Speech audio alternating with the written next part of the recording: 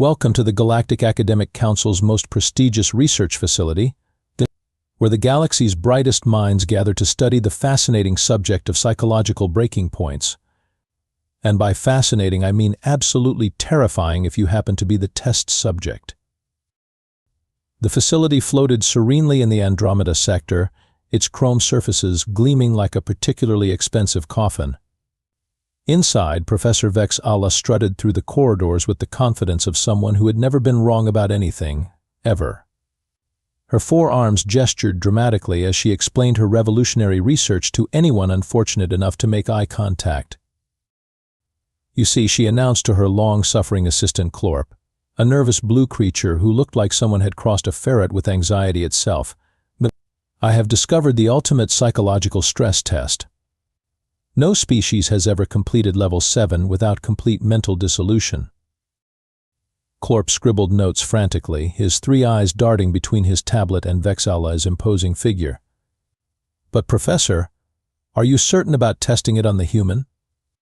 The ethics committee seemed rather concerned about potential lawsuits. Vex Allah's laugh could have powered a small starship. "Clorp, my dear, simple-minded assistant. Humans are notoriously fragile when it comes to psychological pressure. They cry over broken communication devices and have emotional breakdowns when their food takes longer than expected to arrive. This test will prove once and for all that humans are the weakest link in our galactic chain of intelligence." Enter Maya Rodriguez, a human exchange student who had somehow managed to charm her way into the galaxy's most exclusive academic program. She bounded into the research facility wearing the kind of smile that should have been classified as a dangerous weapon. Her enthusiasm was so aggressively cheerful that several alien researchers had to look away to avoid being blinded by optimism. "Hi there," Maya chirped, extending her hand toward Vex Allah, who stared at it like it might explode. "I'm here about the volunteer position for your stress research. I read your paper on psychological breaking points, and honestly, it sounds like fun." The silence that followed was so profound that somewhere in the galaxy, a black hole stopped sucking for a moment out of sheer confusion. Vex Allah recovered first, her forearms practically vibrating with academic smugness. "Fun," she repeated slowly, savoring the word like fine wine. "Yes, well, I suppose ignorance can be blissful. Are you certain you understand what you're volunteering for, human?" "Oh, absolutely," Maya said, still radiating that dangerous level of enthusiasm. "You're going to subject me to increasingly intense psychological stressors until I break down completely. It's like escape rooms, but with more existential dread. Sign me up." What? Clorp made a sound somewhere between a whimper and a dial-up internet connection. "Professor, perhaps we should reconsider. The human seems unusually cheerful." "Nonsense," Vex Allah declared, her academic pride overriding any survival instincts. "This is perfect. The more confident they are, the more spectacular their inevitable collapse will be. It will make excellent footage for my presentation at the Galactic Psychology Conference."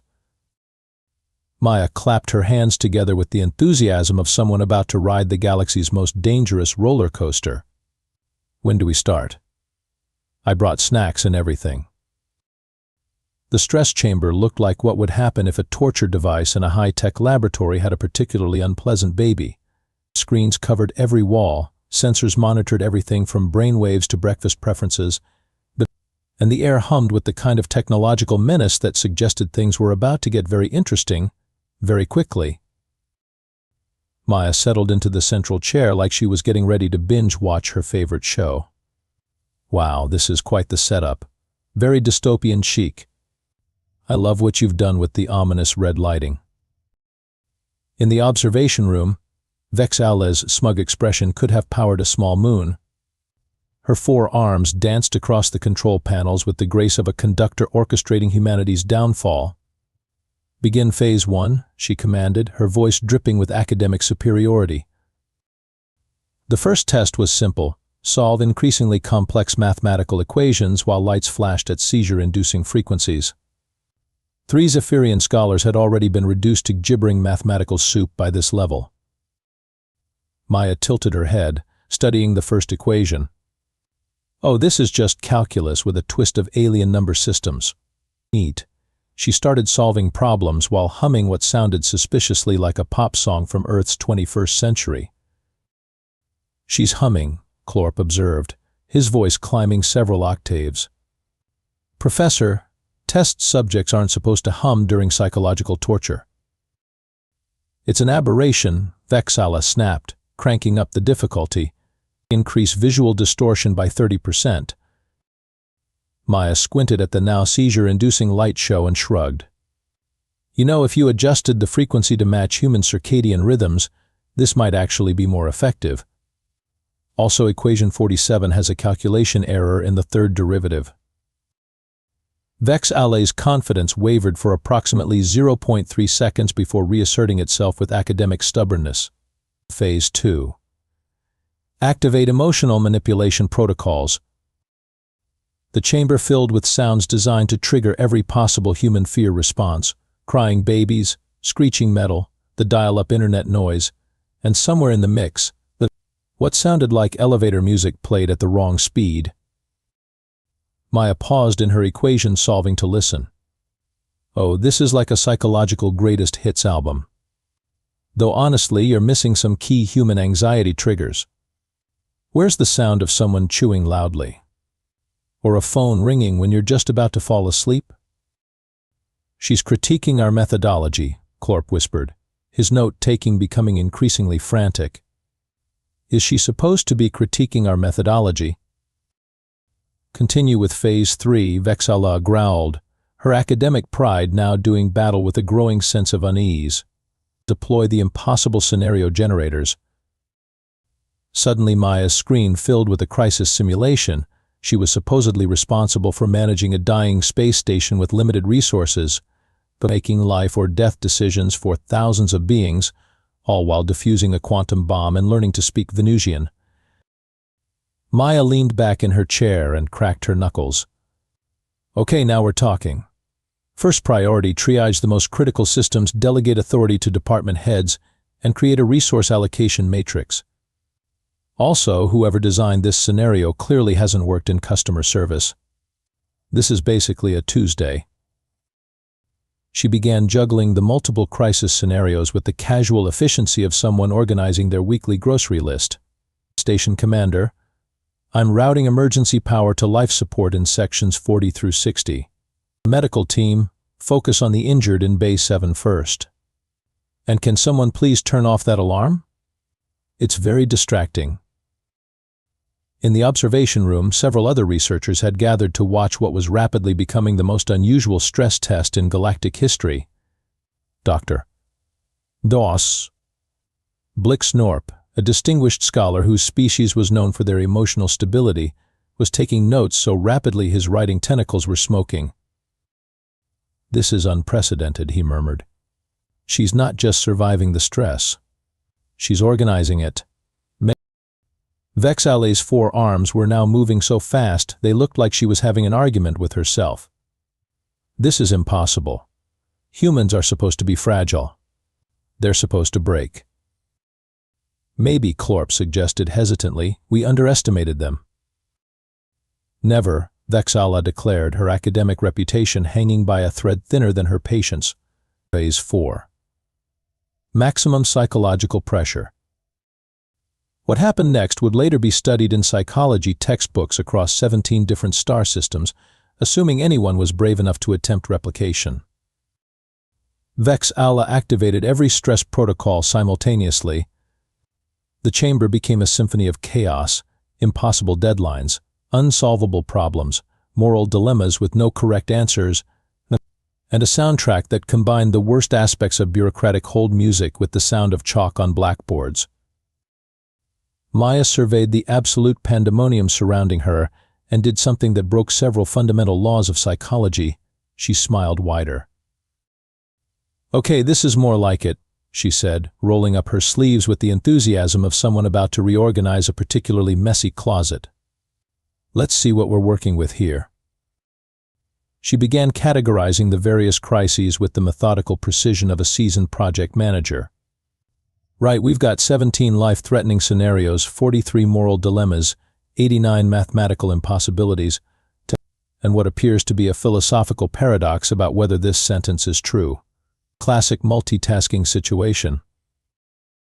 Clorp's note-taking had devolved into what appeared to be abstract art combined with mathematical equations and the occasional cry for help.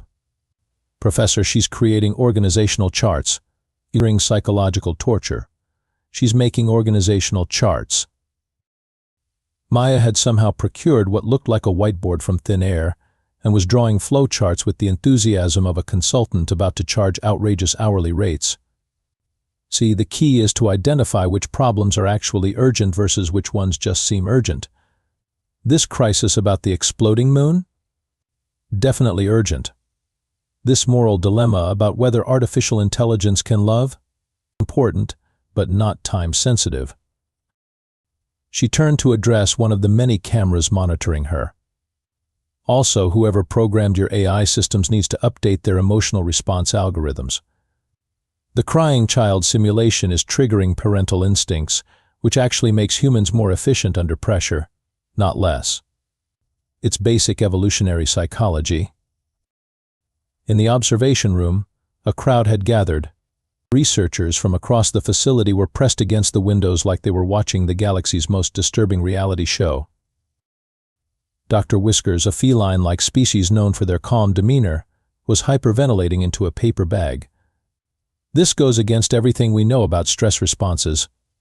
She should be catatonic by now. Maya, meanwhile, had begun what could only be described as stress test feng shui. She was rearranging the virtual furniture in her crisis scenarios to create better workflow patterns. You see, she explained to no one in particular while simultaneously defusing a bomb, solving a diplomatic crisis, and calculating the trajectory needed to save a falling space elevator. The problem with most stress tests is they assume chaos equals difficulty. But humans love organizing chaos. We turned Black Friday shopping into a competitive sport. She paused to consider a particularly complex moral scenario involving saving either a busload of philosophers or a single brilliant scientist. Oh, this is easy. Save the scientist. Philosophers will debate whether they actually existed until the heat death of the universe anyway. Vex Allah's worldview was beginning to crack like poorly mixed concrete. This isn't possible.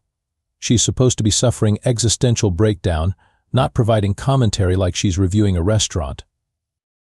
Maybe we should stop the test, Clorp suggested, his voice barely a whisper. She's been going for 3 hours and just asked if we had any coffee. Coffee, Maya called out cheerfully, would be great. Also, do you mind if I suggest some improvements to your test design? I'm working on my thesis about xenopsychology, and this is fascinating data about how different species conceptualize stress responses. The observation room fell silent except for the sound of Dr. Blixnorp's tentacles furiously scribbling notes and what might have been Vex Allah's pride dying a slow, academic death. She's psychoanalyzing us, someone whispered. The test subject is psychoanalyzing the researchers. Maya had somehow managed to not only survive the impossible stress test but had turned it into what appeared to be a TED talk about effective crisis management. The key insight here is that you're conflating stress with chaos, but humans actually perform better under pressure when we can find patterns.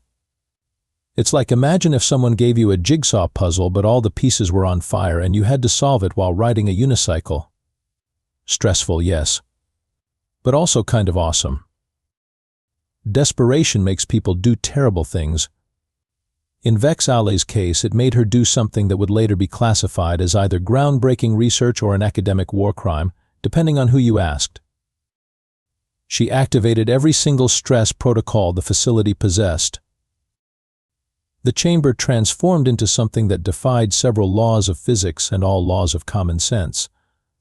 Reality became negotiable as Maya found herself simultaneously commanding a space battle, performing surgery on a quantum computer, mediating a peace treaty between two species that communicated exclusively through interpretive dance, and solving a murder mystery where the victim was mathematics itself.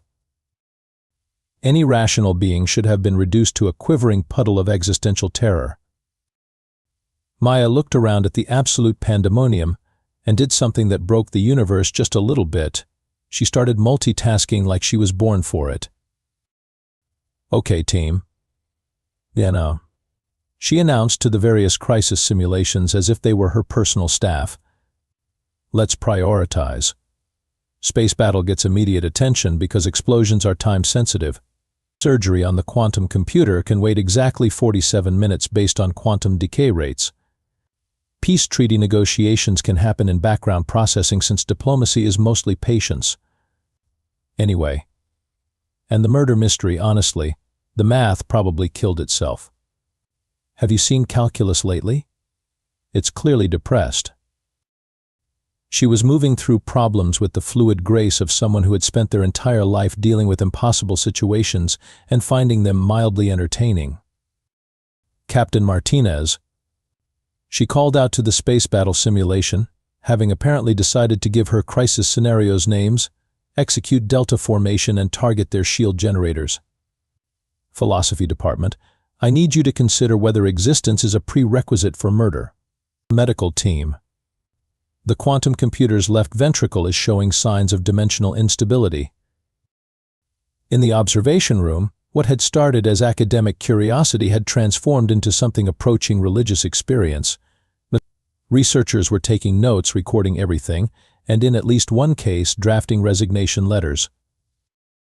"She's treating multiple existential crises like a customer service call center," Dr. Whiskers observed, his voice filled with the kind of awe usually reserved for witnessing the birth of stars. "And she's exceeding performance metrics." Maya had somehow created a command center out of pure chaos. Virtual screens floated around her in organized patterns as she juggled 17 different apocalypse scenarios with the casual efficiency of someone checking their email. "You know what your biggest mistake was?" she said, addressing the cameras directly while simultaneously preventing 3 different wars and inventing a new form of mathematics. "You assumed humans break under pressure. But we evolved alongside things like taxes, traffic jams, and trying to assemble furniture with instructions written in 17 languages. This is basically a stress relief exercise." She paused to consider a scenario where she had to choose between saving the galaxy or preserving the recipe for chocolate chip cookies. Galaxy first, obviously, but I'm definitely backing up that cookie recipe. Priorities, people. Vex Allah was making sounds that weren't quite words but conveyed the essence of someone watching their life's work crumble into amusing anecdotes. This violates every principle of psychological science. She should be catatonic. She should be begging for mercy. She should not be providing helpful tips about crisis management. "Actually, Maya called out, having apparently heard this through the supposedly soundproof observation window. "I could give you some pointers about stress test design. The key is understanding that humans don't just handle stress, we weaponize it. We turn pressure into productivity, chaos into organization, and impossible situations into Tuesday afternoon projects." She was now solving problems faster than the computers could generate them, turning the stress test into what appeared to be the galaxy's most violent game of 3D chess played at light speed. For example, Maya continued while negotiating a hostage situation involving sentient mathematical equations, you could add time pressure that actually matters. Like, I don't know, making me do this while listening to someone explain cryptocurrency for the millionth time. Now that would be psychological torture. What happened next would be remembered as either the greatest triumph in xenopsychological research or the moment when academic pride went to die in a corner while quietly sobbing. Maya completed the impossible stress test. Not just completed it, but finished with what could only be described as a flourish, like a pianist ending a particularly challenging concerto. She leaned back in her chair, stretched her arms above her head, and looked directly at the observation window with the satisfied expression of someone who had just finished a particularly engaging puzzle. "Well, that was fun," she announced cheerfully. "I'd rate it about 3 stars. Good concept, solid execution, but it needs work on pacing and could use better background music. Also, your artificial intelligence personalities could use some therapy. They're very negative. The silence in the observation room was so complete that it had achieved its own gravitational field. Maya continued her review with the enthusiasm of someone leaving feedback on a restaurant that served food made of pure stress. The space battle simulation was engaging, though the enemy AI was clearly programmed by someone who learned military strategy from action movies. The diplomatic crisis scenarios showed promise. But you might want to research human conflict resolution methods. We're surprisingly good at getting people to stop fighting by making them focus on a common annoyance. She paused to consider something that had apparently just occurred to her. Oh, and the existential philosophy components were interesting, but next time maybe don't use questions that humans already figured out. We settled most of those during our coffee break philosophers phase back in the 21st century.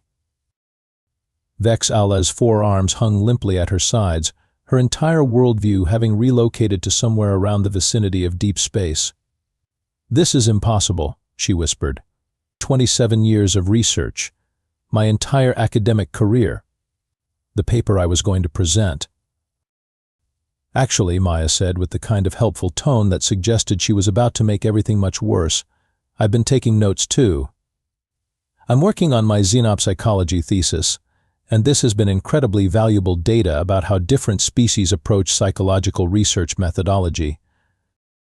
She produced what appeared to be a comprehensive research notebook from nowhere, filled with observations, charts, and what looked suspiciously like psychological profiles of everyone in the observation room. "For instance, Professor Vex Allah, your research approach shows classic signs of confirmation bias combined with species-centric assumptions about stress response. It's fascinating how you've built an entire methodology around the premise that your own species' psychological patterns represent universal constants." Clorp made a noise that suggested his worldview was joining Vex Allah's in deep space. "She's been psychoanalyzing us the entire time. While completing impossible stress tests. She was doing research on us while we were doing research on her." Maya nodded enthusiastically. "It's called participant observation. Very common in anthropological research.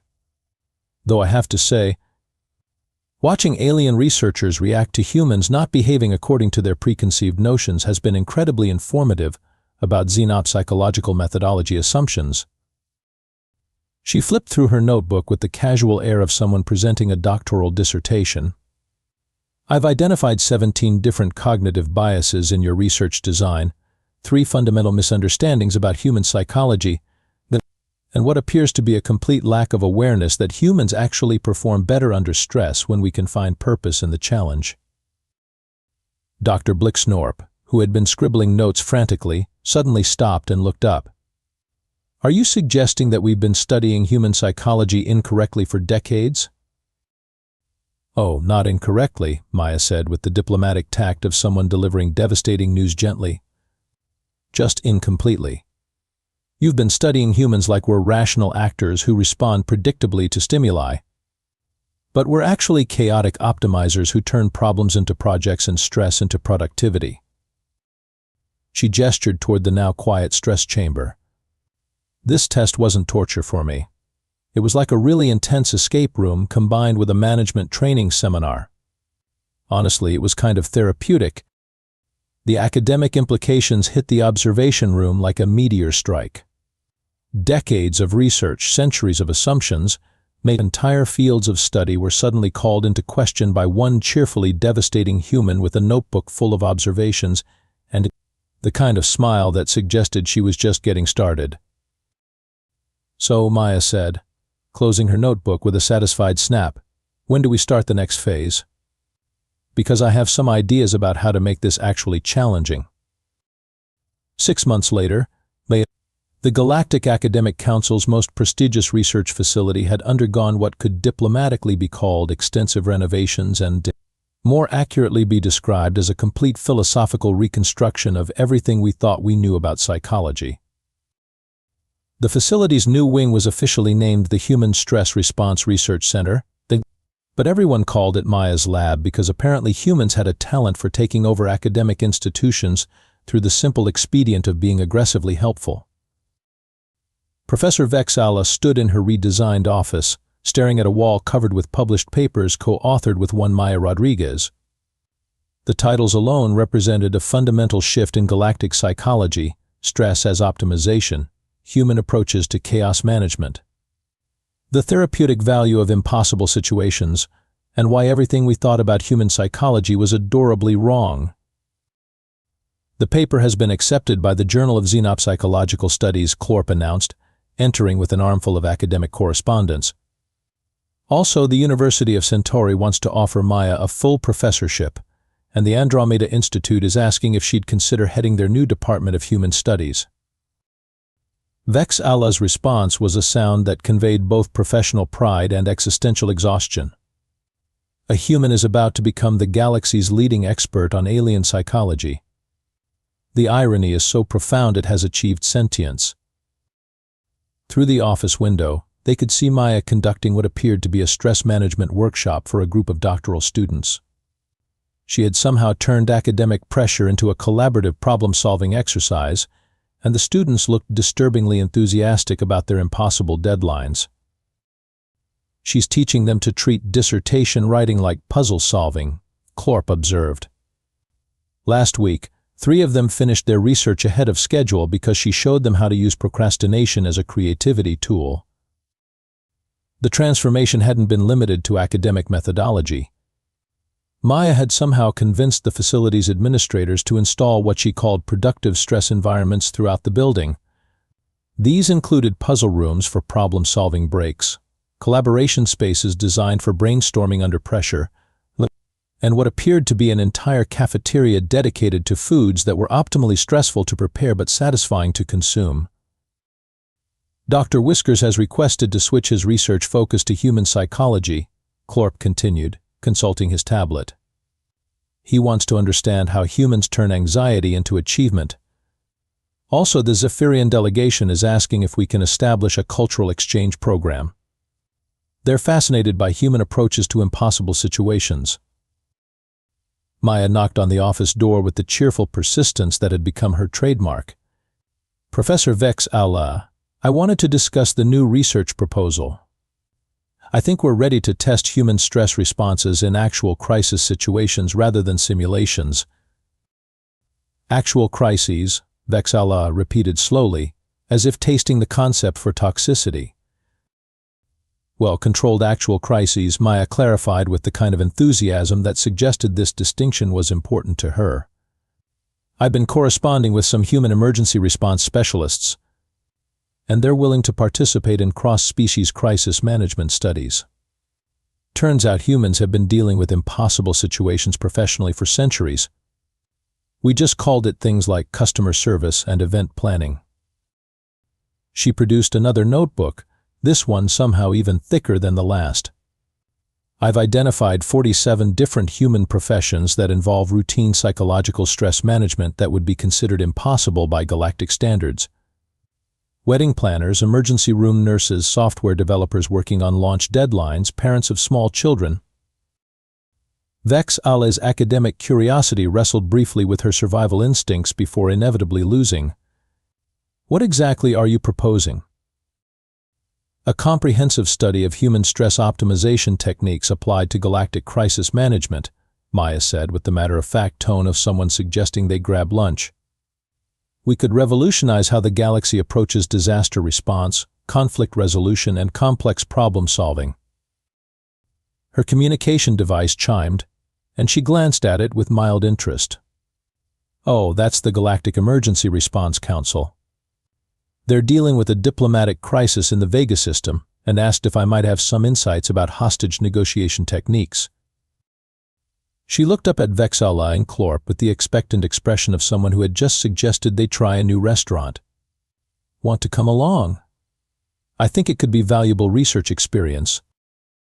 As Maya bounced out of the office to presumably go resolve an interstellar diplomatic crisis like she was tackling her weekend to-do list, Vexala and Clorp exchanged the look of beings who had discovered something simultaneously wonderful and terrifying about the universe.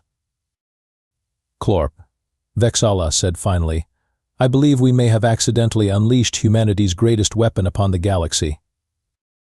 Their problem-solving abilities? Clorp asked. No, Vexala replied, watching Maya disappear down the corridor while apparently already planning her approach to interstellar diplomacy. Their enthusiasm. Outside, somewhere in the galaxy, impossible situations were about to become significantly more possible. And Maya Rodriguez, armed with nothing but a notebook, an aggressively optimistic attitude, and a species-wide talent for turning stress into productivity, was ready to help. The universe would never be quite the same. But honestly, it would probably be more efficiently organized.